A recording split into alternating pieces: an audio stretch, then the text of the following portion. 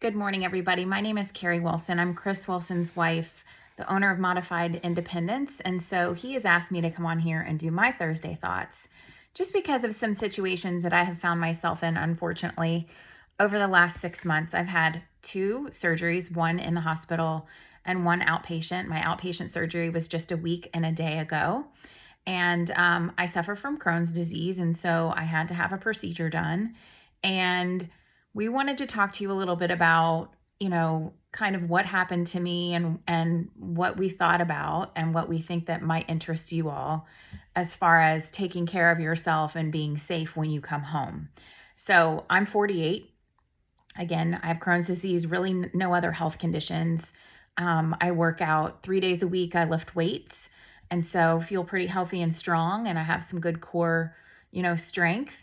However, when you come home from surgery, you're on pain medicine, right? And so I was on pain medicine for about 3 days around the clock just to kind of manage my pain and make sure that I was okay.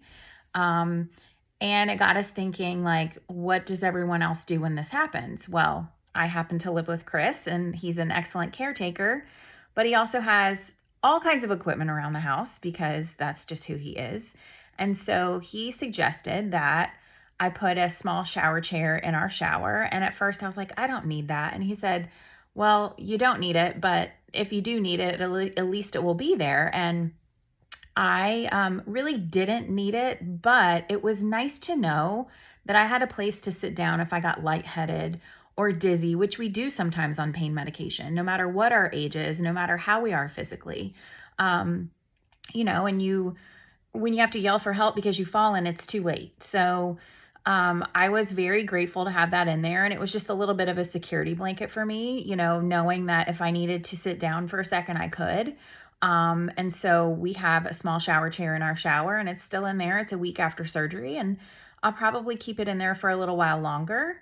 So it was really nice to have something there in case I needed it.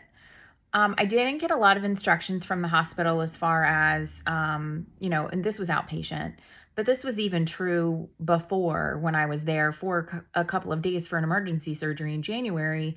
We didn't really get a lot of instruction on what to do, what not to do, and certainly got no instruction on being safe. And so I can only imagine if I were older, or if I had had, a disability of some sort, or if maybe I was just not as strong on my feet as I am right now, which will happen to me one day, what I would have done if I wouldn't have had a husband who does this for a living. So I guess the general point is really make sure you think about those things. I will say one other thing that I think about a lot, and I don't even know if I've expressed this to Chris, is I have a little routine every morning. I've been spending a lot of time in our bedroom because we have an adjustable bed. And so it's very comfortable for me to be in, and I can watch my TV and relax and rest and work on my computer.